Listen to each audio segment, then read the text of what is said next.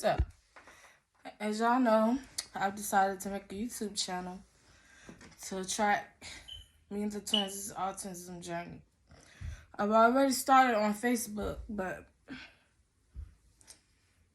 I decided YouTube will reach out to a lot more people.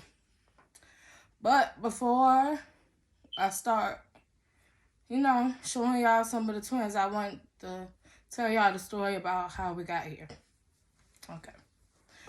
So it started when I was 14. I was pregnant with them at 14. And I'm not gonna go into detail, but my body was taken from me. And it got me pregnant. So the guy who did it was, around the same age as me. And I was in such a deep depression about it. So only people that knew was one cousin and like a couple friends. So I told them more about it or whatever. And I just kept inside, and I was in denial, and I was just trying to block it out of my brain. Somebody's supposed to have trusted. But I don't want to go into detail about that. So, okay, boom. I'm pregnant. 14 years old, I realized I was pregnant at about, I knew ASAP, like 3 weeks, 4 weeks, before I even missed my period. But I was in such denial that it's like I was in denial. But I told my friends when I was like 2 months, even though I was still in like denial, I was just thinking it was gonna go away. I was gonna have a miscarriage or something like that. And time went on, or whatever. I got to 4 months. Still in denial, still haven't told my mom. But it's like I was still thinking it was going to go away on its own. I don't know why I was 14-year-old thinking that. So I finally kicked up the courage to tell my mom everything that happened. Because I haven't told her anything that happened at this point. At 5 months pregnant, 20 weeks. So I told her, we did what we had to do as far as the situation that happened with the police and everything. And also went to the doctor to see, how far pregnant I was. I was 20 weeks, which I already knew. And I wanted to get an abortion. So it's hard to talk about. I wanted to get an abortion, so before we went to the doctor, I didn't tell my mom to see her or anything. I was looking up abortion clinics or whatever. And so I called one, and they told me, for as far as I was, that it would be $1,650. And so I went to the appointment. I told my mom about the price and stuff before the appointment was the next day. And she was going to pay for it. She was going to pay $1,650 for the abortion. Okay, but the next day we went to the appointment. I'm sorry, y'all. We went to the appointment the next day. I'm getting an ultrasound done. Get everything done that when you find out you're pregnant. And so she sent us to the hospital. My doctor sent us to the hospital to get another ultrasound done later that night. Like, I feel like something was wrong, but they didn't really say. So we went later that night, and I got the ultrasound. I was 20 weeks, so I was father enough to know, what if I wanted a boy or a girl, even though I didn't want it. anything. The lady said, "What would you like to have?" I was like, "A boy, I guess." I'm still, thinking I'm gonna get the abortion, but I just didn't want to be rude and say I don't want a baby. So she said, "Looks like 2 little boys." I'm like, 2? She's like, "Yeah, 2 little boys, twins. I could tell they're identical because they're in the same sack." I'm like, I'm looking at my mom looking at me. My mom said, "We keeping these babies." I'm sorry, y'all don't. That was my second ultrasound, but my first time going to the doctor. I went to the doctor one time. Boom. 4 weeks later, in labor. I was in labor for 10 minutes. Went to the hospital. It was trying to come out, already still in the bag. Pushed the first one out. One push. And had to do an emergency C-section for the second one. So they're 15 minutes apart.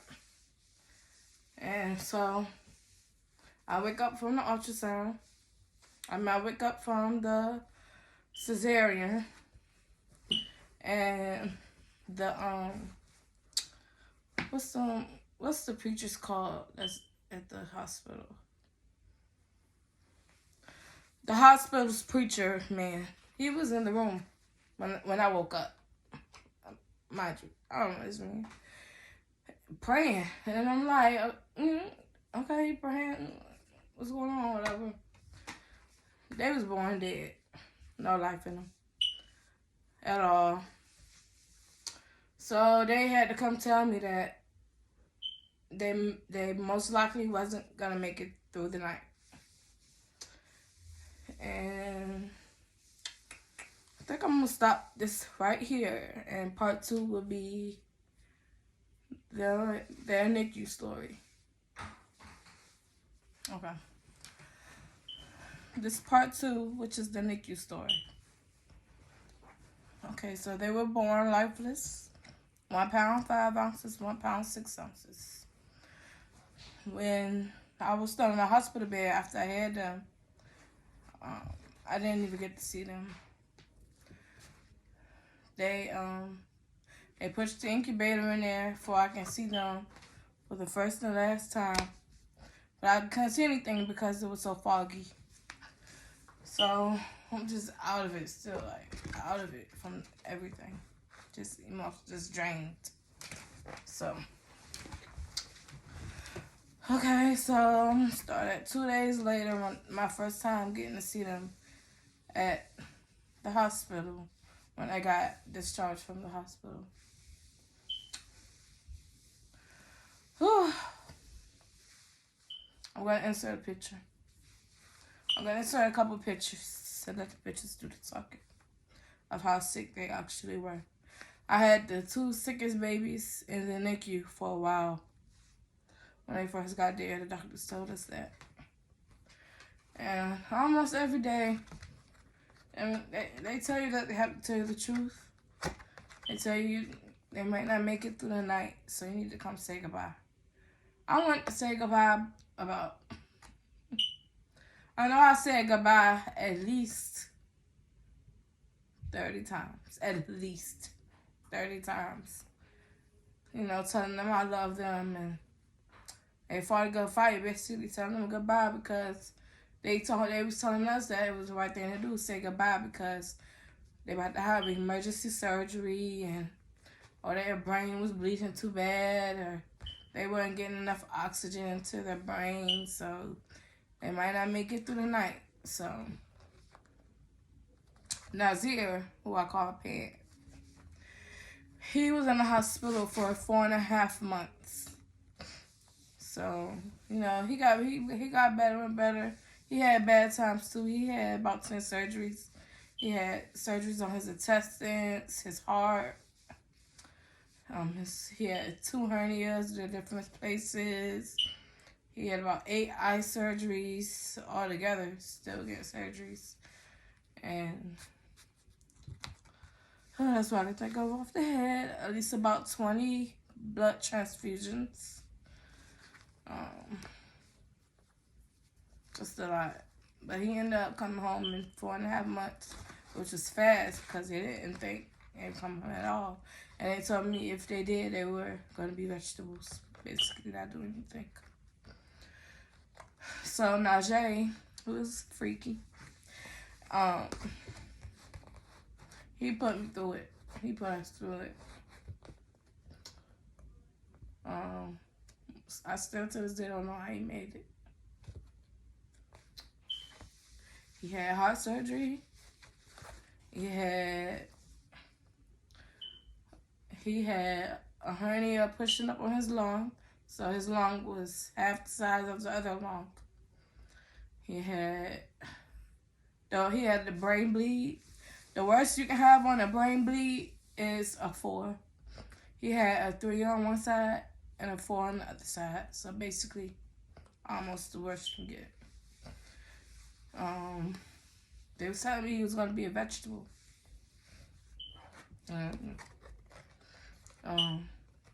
If he got to a certain point, you put a plug, but I'm not going to get into that because I won't put in nothing. So,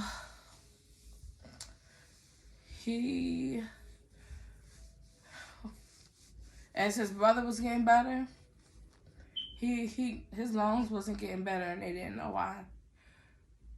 But when they finally found out why, when he was like 6 months, they found out that it was his intestines pushing up on his lung, and they fixed it. And then from 6 months on, he got better. And he got his G-tube put in, which y'all will see that story. And he came home at 8 months. So Nazir, who was Pant, his name's Pant, came home at 4.5 months. And Najee, who was freaky, he came home at 8 months. Of course, with his G-tube, and they both were on oxygen until they were about 1 year old, 1.5. So even after they came home, they needed a lot of care. Like basically, me and my mom was nurses. We was literally nursing them so they could be healthy. They were on so much medicine, and they needed so much therapy. They needed nurses to come weigh them every couple of days. It was on oxygen, and Freak was on a feeding tube. But they got better. They got stronger. But I always knew something was going to be wrong. I was never in denial. I never thought. People used to tell me, "Oh, they're gonna catch up. All preemies catch up. All preemies don't catch up." And I knew that. I wasn't in denial about that. I told myself I would never be in denial about anything ever again. My babies wasn't going to catch up. They're going to be them, whatever that is, and that's who we're going to be. So as they got older, 1 year old, they probably, acted like a 5-month-old. They were still babies. 1 year old, 1.5, they were still babies. Maybe around 2 years old, Pant, Nazir, he started to crawl. He started to crawl around, and he walked at 2.5. Najee didn't make his first move until Najee didn't sit up on his own until he was 3 years old, 3.5. And